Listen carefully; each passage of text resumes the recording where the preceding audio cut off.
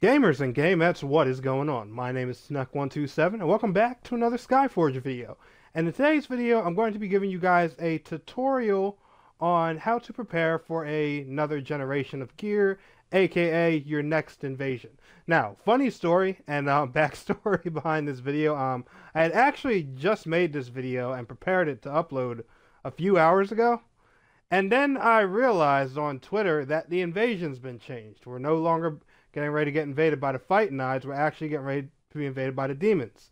Which kind of shocks me, honestly, because I've never dealt with the demon invasion at all. Just like the Oceanid one was new to me. So this is going to be quite a new learning curve and experience for me too. But anyway, guys, I'm going to teach y'all how to prepare, how to prep, how to prep, and what you need to know. Sorry about that, stuttering a bit, but we're going to go ahead, look here, and just go over a few things and all that stuff. So the first and foremost thing that you're going to want to know is what's the might requirement? What do you need to get the new Generation 2 gear and all that stuff? Well, for Generation 2, you're going to need 30,000 might. And if you forgot what might is, you go over here to your equipment tab, and it's the number right here that says 45,943 on my stat list that says might. Now,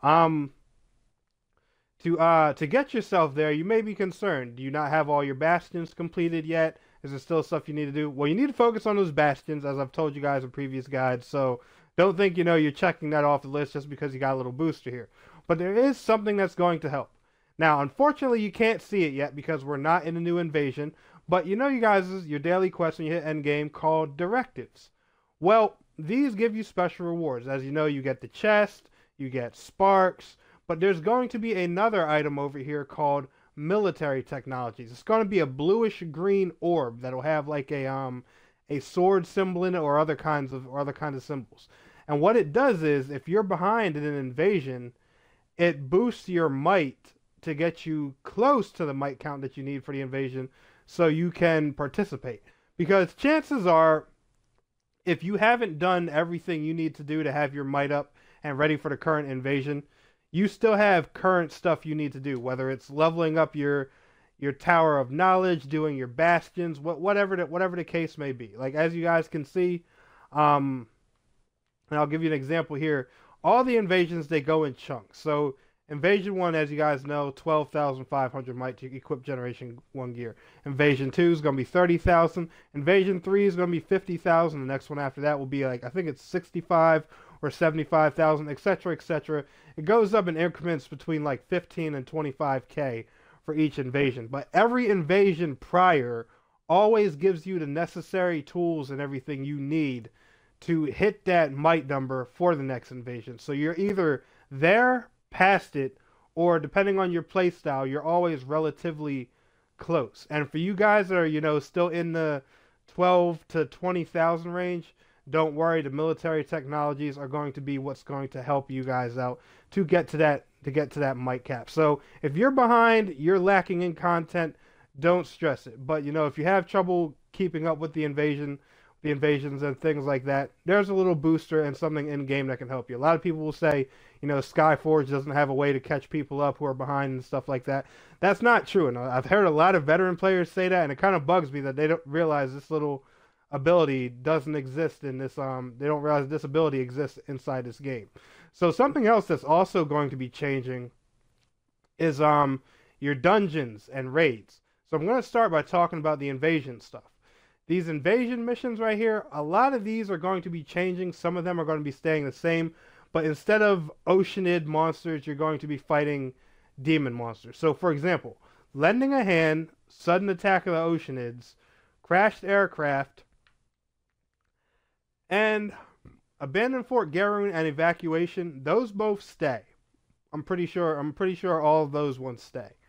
Lending a hand will be switched to demon enemies. Sudden attack will be switched to demon enemies. Crash aircraft, demon enemies. I think evacuation gets switched to. I'm not sure if that's a Ocean exclusive mission. Feel free to correct me in that in the comments. And abandoned Fort Garoon, that's going to be switched to demon enemies. Now the ones that are going to change are flagship of the Oceanids. This one you're going to get a new raid called the Destroyer. Cantor Aurelium Plant is going to be something else, and the Oceanid Incubator are going to be something else. They're going to be two new 3-man missions. So basically the new stuff that we're going to be getting is one new raid, 2 new 3-man missions, and probably a couple like 5-man invasion missions and stuff like that. They're always different. Like I said, I don't have too much experience with this invasion. I've never played the demon invasion before, so this is all new to me, but I'm just going by what usually happens when an invasion changes. Now, what's going to be changing with the normal dungeons is they're all going to stay the same. They're going to have the same enemies in them. However, when you come over here, you're going to notice 2 things. Number one, chances are when this invasion starts, you're not even going to be able to participate in hard mode of a lot of these dungeons and raids. Because when a new invasion comes, it's kind of like the game restarts. You have to wait, a certain amount of days and weeks and stuff like that for specific content to unlock. Now, remember how long we waited for Operation Ophelia hard mode for this first invasion? Well, it's going to be the same thing in the second invasion. And instead of there being a 62 prestige cap, it's going to be like a 70, 80, something like that. Telling those numbers is always hard to tell because the invasion's always going to scale with the average power of the server. That's one thing that's unique about Skyforge, and you need to remember, you're always, no matter what invasion they bring, even if it's a repeat of old monsters, you're always going to have a challenge because the monsters are going to be set to fight the average prestige and might of the server. So chances are, and I've seen, some fellow streamers and stuff like that with might as high as 140,000. I'm going to assume Operation Ophelia hard mode is going to be somewhere between 75 and 90 prestige. I'm thinking demons is going to be a pretty high one for us. I'm not going to lie to you guys, but that's just my guess. And of course, the gear right here, as you guys can see, it's going to be Generation 2 purple pieces instead of Generation 1. Now, the next question you're probably going to wonder is, are you going to have to wait for hard modes to come out before you can start getting Generation 2 gear? No, Generation 2 gear, just like with the Generation 1 gear, there's going to be early versions of it that drop pre the required might level. Like, remember how you'll see Generation 1 pieces that are a 9,000 might requirement instead of a 12,500 might requirement? Well, it'll be something similar to that on some of the easy mode dungeons. Like maybe Isabello easy mode, well, normal mode will give you, some Generation 2 pieces that are for, let's say, I don't know, 25,000 might instead of 30,000 might. And the gear advantage, will still help you. And then when the hard mode version comes out, you'll get the true Generation 2 30,000 might pieces. And now another thing that's going to happen is these 4 distortions, you guys want to make sure y'all complete those immediately if you haven't already. These are going to be gone. They're going to be replaced with 4 more distortions that are all based on demon creatures. And just like the original set, the first one's probably not going to be available for most likely a week and some change, if not longer. They're going to upgrade periodically and stuff like that. And the best way to always prepare for what's to come when you're playing Skyforge is if you come over here. There's a section in here. I gotta find it right here. Over to this invasion tab. It's where it says Invasion Ocean is. It'll say Invasion Demons. If you just click more, it'll tell you guys the weekly schedule for all the content that's coming out through that invasion. So you'll be able to see here with week 1, there was they told you what gear recommendations and stuff like that. And also when you look at these, a lot of the Skyforge veterans will tell you when you're looking at these weekly different things that are being done, that means they're the focus for players that current week.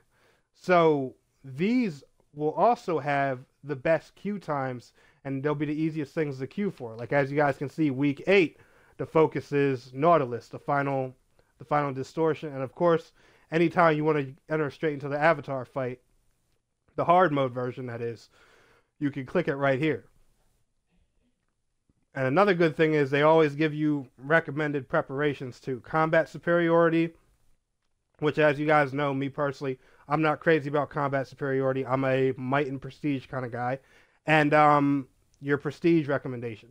Now, just because prestige recommendation says 60 something or 70 something, you always want to try and be within 5 or 10 prestiges at least higher than what that count is. That's the minimal for a really hardcore group that absolutely knows every mechanic in and out of the battle. So just because a certain dungeon or boss or avatar or distortion says recommended for 69 prestige, it doesn't mean if you go in there at 69 prestige you'll be successful. That's just the minimal prestige you need to be able to eat at least one hit without dying. So for a lot of people who go off of that, make sure you're actually a lot stronger than what the game recommends. And as always, just so you guys know, this one thing will not be changing. When you get your new gear, you'll have the same thing. You want to upgrade your integrity, get it all to mythic, max it out, and all that kinds of stuff. That'll all help your prestige and everything go up as well. But anyway, guys, that's gonna be it. If y'all enjoyed this video, be sure to smash that thumbs up button for me. And I want to thank you all so much for watching. It's your boy Tanek127. And please don't forget to like, share, subscribe, and I'll see you guys in the next video. Till next time, peace out, take care.